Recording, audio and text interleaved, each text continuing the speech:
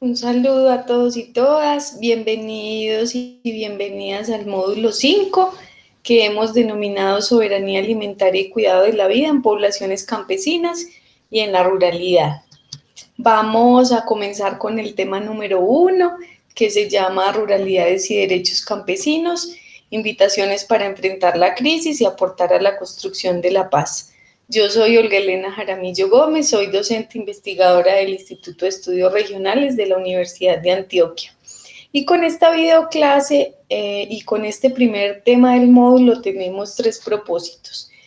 El primero es aproximarnos de manera reflexiva a las comprensiones que hemos construido sobre lo rural, identificando brechas, pero también intercambios e interdependencias existentes y posibles entre el campo y la ciudad. Vamos también a reconocer avances y desafíos en el proceso de reconocimiento del campesinado como sujeto de derechos, un proceso en el que los movimientos sociales en Colombia han sido muy importantes y también hay algunas respuestas institucionales frente a ese proceso. Y el tercero, valorar los aportes de la producción y los modos de vida campesina a la construcción de la paz en los territorios. La invitación, son 3 invitaciones. La invitación número 1 es reconocer las brechas y tender puentes entre el campo y la ciudad. Nosotros hemos usualmente denominado y delimitado lo rural como la división que existe entre la cabecera y el resto. Y con ese criterio hemos tomado decisiones, se siguen orientando políticas públicas, se siguen orientando inversiones y decisiones desde la institucionalidad de la que seguramente ustedes hacen parte. Esa idea de la cabecera municipal como el área geográfica delimitada y del área rural o resto municipal, en donde las viviendas están dispersas, donde no hay una nomenclatura de las calles o donde no hay conexión a redes de servicios públicos, tiene una carga muy significativa, ¿cierto? Imagínense eso, lo que para los pobladores rurales significa habitar en el área rural o resto municipal, ¿sí? Es una invitación aquí muy inicial a pensar esas maneras en que hemos concebido lo rural y la necesidad de comprender más integralmente esos territorios y esos pobladores que habitan nuestros espacios rurales en el país. Hay otras propuestas que han intentado más bien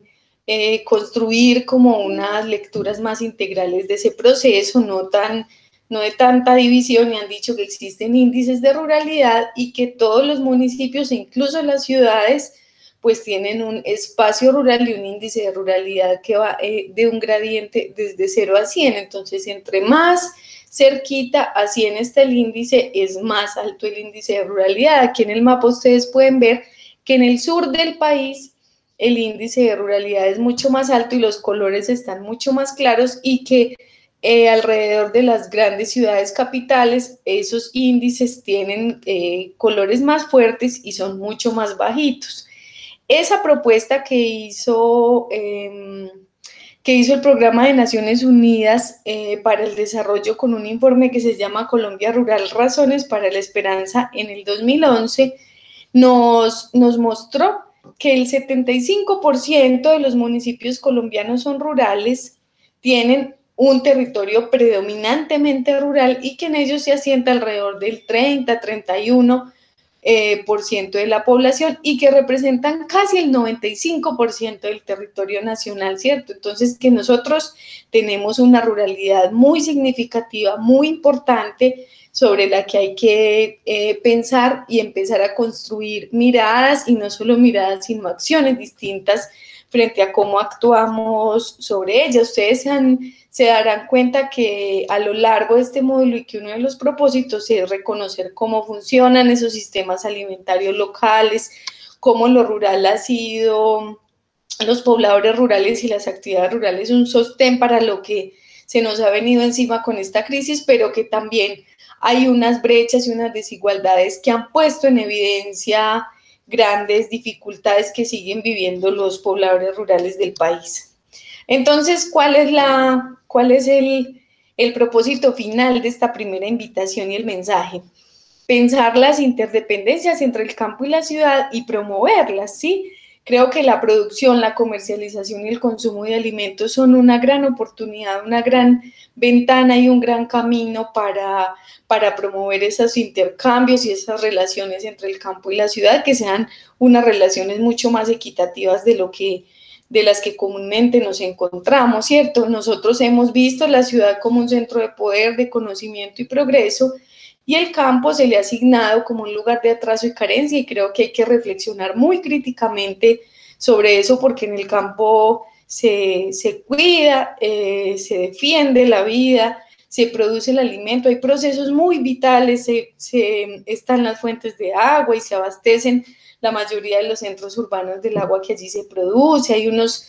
aportes en términos ambientales que son muy importantes. Es importante también reconocer nuestra ruralidad. Es claro que hay jerarquías entre unos lugares y otros, que hay unas relaciones muy desiguales entre unos territorios y otros, y que en muchos casos esos límites son muy difusos, que lo rural no es un bloque homogéneo, que alrededor de las ciudades esas fronteras entre lo rural y lo urbano, e incluso en los municipios en los que ustedes habitan y trabajan, hay unas porosidades que son muy difíciles de definir con esas lecturas a veces dicotómicas y binarias que hemos construido sobre lo rural y lo urbano. La invitación es construir relaciones más equitativas sobre el campo y la ciudad. Nosotros tenemos brechas profundas en términos de la educación, de la salud, de la calidad de los servicios, del acceso al agua potable, y eso ustedes lo saben muy bien en sus territorios. Entonces eso hay que reconocerlo, ponerle un lugar e intentar construir unas relaciones distintas entre el campo y la ciudad, reconocer el campo no como ese lugar que tiene que cambiarse para parecerse a la ciudad o que tiene que dejar de ser lo que es, sino más bien reconocer esos espacios rurales como productores de sentidos para sus habitantes y reconocer los grandes aportes que hacen en diversos ámbitos a nuestro país. La segunda invitación tiene que ver con un proceso en curso que viene impulsando el movimiento campesino en el país de manera muy importante y frente al que la institucionalidad ha dado algunas respuestas. También ahí hay muchos desafíos, pero hay unas respuestas, y es reconocer nuestro campesinado como sujeto de derechos, no ver solo al campesinado como lo hemos visto, por lo general, que es una mirada sobre el productor agrario, sobre el campesino como un sujeto económico por el aporte que hace, sino reconocer más integralmente las dimensiones y las formas de vida campesina. Hay un proyecto en curso que comenzó de manera muy importante desde el sur del país. En el Cauca hubo un proceso importantísimo para impulsar este proceso, y hay un momento central de ese proceso que es una tutela que tenía el lema para que el campesinado cuente tiene que ser contado, en donde 1.770 campesinos y campesinas con de justicia le presentan a la Corte una tutela reclamando la inclusión del campesinado en nuestro censo. Ahí empieza un proceso, la Corte ordena la creación de una secretaría técnica y de una mesa para que pudiéramos acercarnos a una noción de lo campesino en el país, y a partir de ahí poder formular unas preguntas, incluir algunas preguntas que nos permitieran conocer con mucha más precisión y exactitud las realidades del campesinado que tenemos en el país. Para contar hay que ser contado, fue la consigna de varias organizaciones, y con eso se pretende que el campesinado no solo sea tenido en cuenta como productor o trabajador agrario, sino como una población con condiciones particulares, con una cultura propia y con mucho que aportar al conjunto de nuestra sociedad. Esa mesa técnica y el punto de partida para ese proceso de caracterización del campesinado, y ojalá que eso termine en el reconocimiento de sus derechos, propone que el campesinado se constituye históricamente, que los campesinos son productos históricos específicos y que es importante concebir sus orígenes comunitarios múltiples, diversos, sus trayectorias diferenciadas, De manera que no hay que pensar que el campesinado de los municipios donde ustedes viven y trabajan es un campesinado homogéneo, no, de ninguna manera.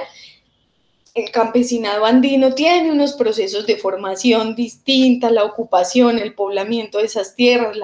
los impactos que también ha tenido la guerra, hay características que tienen que ver con los sistemas de producción y la forma como se organiza la vida, y que nosotros tenemos campesinados distintos en el país, con mucho en común, pero también con diferencias. Esa es como una de las invitaciones o las propuestas que hace este proceso de caracterización, en el que ustedes pueden profundizar acercándose al texto que tienen como material guía de este tema. También nos dicen que el campesino es un sujeto intercultural que se identifica como tal, que está involucrado vitalmente en el trabajo directo con la tierra y la naturaleza, y que tiene formas de organización sociales basadas en el trabajo familiar, comunitario, remunerado y no remunerado, y en la venta de su fuerza de trabajo. Esa mesa técnica propone una conceptualización del campesinado a partir de 4 dimensiones: una sociológico-territorial, en la que están diciendo y proponiendo que la vida campesina se expresa territorialmente, que hay una territorialidad propia del campesinado, así como los pueblos indígenas o las comunidades afrocolombianas tienen unas formas de habitar y de relacionarse con el espacio que las caracterizan, que hay una dimensión sociocultural muy importante, entonces que el campesinado tiene unas formas de vida, unas formas, unas prácticas y unas maneras específicas de estar, de vivir, de relacionarse, de identificarse, que hay una dimensión económica productiva que es muy importante, que es incluso la que más reconocemos, y son aquellas prácticas de relación con la tierra, pero también con el agua en el caso de los campesinos pescadores, por ejemplo, a través de las cuales ellos producen unos alimentos, se articulan al mercado, pero también garantizan el autoconsumo y la subsistencia de sus familias. Y hay una dimensión organizativo-política en la que tenemos que reconocer que nuestro campesinado ha hecho parte de la vida política nacional, que tienen unas formas de organizarse, de organizar el trabajo colectivo y el trabajo conjunto para enfrentar desafíos que son comunes. Ese proceso en Colombia se conecta con un proceso más amplio de la Organización de las Naciones Unidas, en donde hay un proyecto para la Declaración de los Derechos de los Campesinos y otras personas que trabajan en las zonas rurales. Esa es una declaración muy importante que, sin embargo, nuestro país no firmó. El gobierno de ese momento decide no abstenerse de firmar esa declaración, y es pues lamentable que, teniendo un marco internacional que respalda ese proceso de reconocimiento de los derechos del campesinado, pues Colombia no lo adopte, y eso implica que la lucha aquí en el país sea mucho más fuerte para que a nivel nacional podamos lograr ese reconocimiento. Ellos plantean también una definición de campesino. Dicen que es un hombre o mujer de la tierra que tiene una relación directa y especial con la tierra y la naturaleza. También resaltan el trabajo en la familia y las formas en pequeña escala de la organización del trabajo. Con esta segunda invitación, que se conecta mucho con la tercera, que es la última y ya la vamos a ver, es una invitación a pensar y a posicionarnos frente a nuestro campesinado como un sujeto colectivo, como unos actores muy importantes en la construcción del país, que no solo producen alimentos, y que esa producción de alimentos está en profunda relación con aspectos políticos, con aspectos culturales, con aspectos sociales y organizativos de ese modo de vida. La invitación número 3 tiene entonces que ver con el reconocimiento de los aportes de los modos de vida campesinos a la construcción de paz en los territorios. Nosotros tenemos una deuda inmensa con nuestras poblaciones rurales, y creemos que cuidar los modos de vida campesinos, fomentar las economías campesinas, es un aporte fundamental a la construcción de la paz que hemos venido buscando y que parece tan esquiva para nosotros.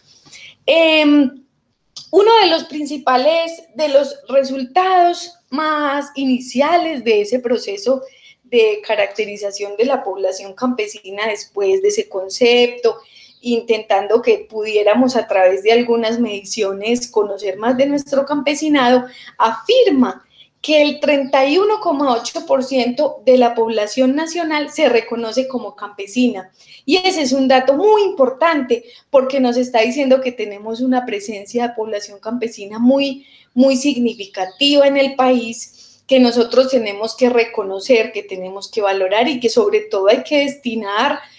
políticas públicas, recursos, bienes,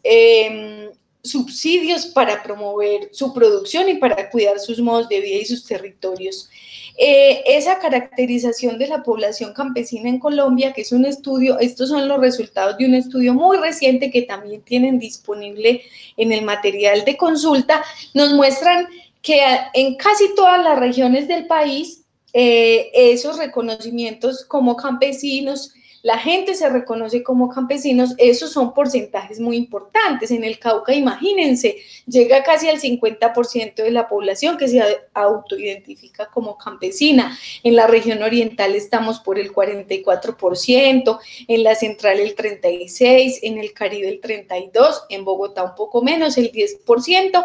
pero eso es muy significativo y esta caracterización nos pone frente a un panorama muy distinto de que no son poquitos, no están por allá aislados, no están en vía de desaparición como también nos han hecho creer, sino que están presentes, firmes en sus territorios y se merecen otras respuestas de todo el país. Es también central, fundamental reconocer que nosotros, que la guerra en Colombia tiene un sesgo rural muy importante que nos sigue afectando. Esto no es historia. Yo quisiera estar aquí diciéndoles que esto es historia y que esto no está pasando, pero el desplazamiento forzado sigue ocurriendo y ha afectado a más de 8 millones de personas en el país. El 12,9% de la superficie nacional ha sido despojada por causa del conflicto armado. Las masacres son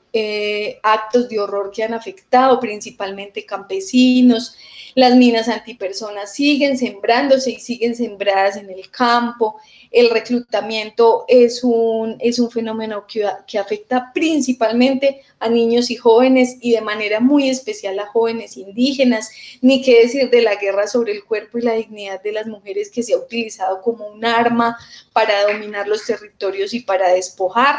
y que eso sigue pasando, que seguramente si tuviéramos oportunidad de dialogar y de conversar sobre lo que pasa en sus municipios, ustedes nos podrían contar aquí que ese sigue siendo tristemente un proceso muy vigente. Entonces eso hay que reconocerlo porque no podemos pues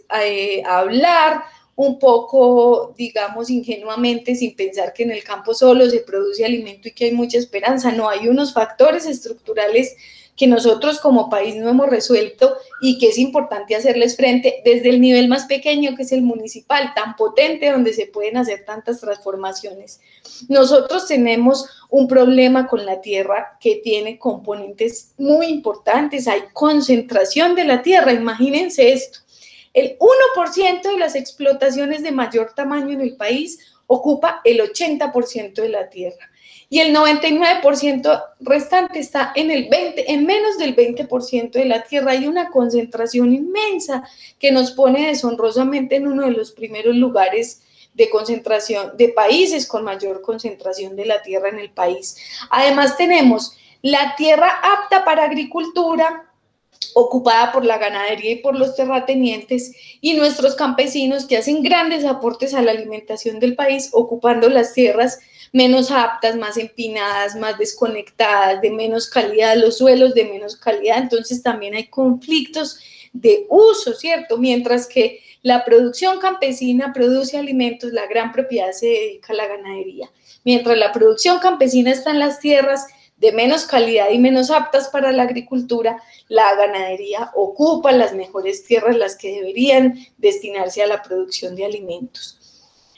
Con esto, ¿a qué queremos llegar? Que es muy importante frente a este mensaje que les estamos dejando en esta primera videoclase. Recuerden, los campesinos aportan cerca del 70% de la producción agrícola del país y el 63% del valor de la producción. La producción campesina es diversa, permite la conservación de semillas, aporta el cuidado de los bienes comunes, está basada en el trabajo familiar y comunitario y tiene una importante dimensión colectiva que generalmente no la tienen otros proyectos extractivos de carácter industrial. Incluye también el intercambio de alimentos y promueve lazos de vecindad. La producción campesina, los modos de vida campesina, las economías campesinas que están presentes en sus municipios, hay que cuidarlos, porque cuidar esas economías y modos de vida campesino es sembrar la paz. Nosotros tenemos una deuda inmensa, también hay aquí recomendado un video corto y muy contundente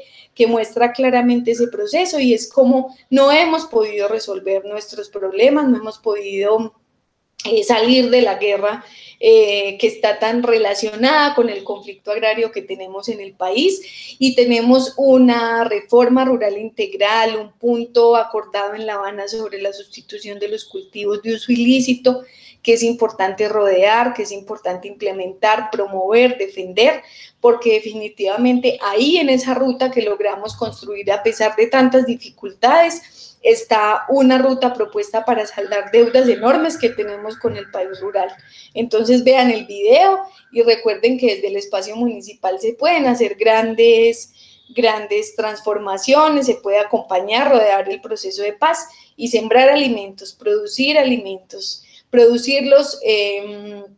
que los produzcan nuestros campesinos, es sin duda un aporte a la construcción de la paz. Están aquí las lecturas y materiales básicos para el tema número 1 que les he ido referenciando. Y está una pregunta para que se vayan pensando y se conecten con las clases de los siguientes módulos, y es cuáles son los aportes de las familias y comunidades campesinas y rurales a sus municipios. Ojalá tengamos oportunidad de conversar sobre eso, ojalá destinen un rato a pensar sobre cuáles son estos aportes y recuerden esas 3 invitaciones desde este módulo que está proponiendo miradas renovadas a la ruralidad, que reconozcan las dificultades, las brechas, los problemas estructurales que tenemos y la necesidad también de reconocer y de aprovechar, de integrar esas economías campesinas a sistemas alimentarios locales justos y solidarios, como lo vamos a ver en los siguientes módulos. Muchas gracias.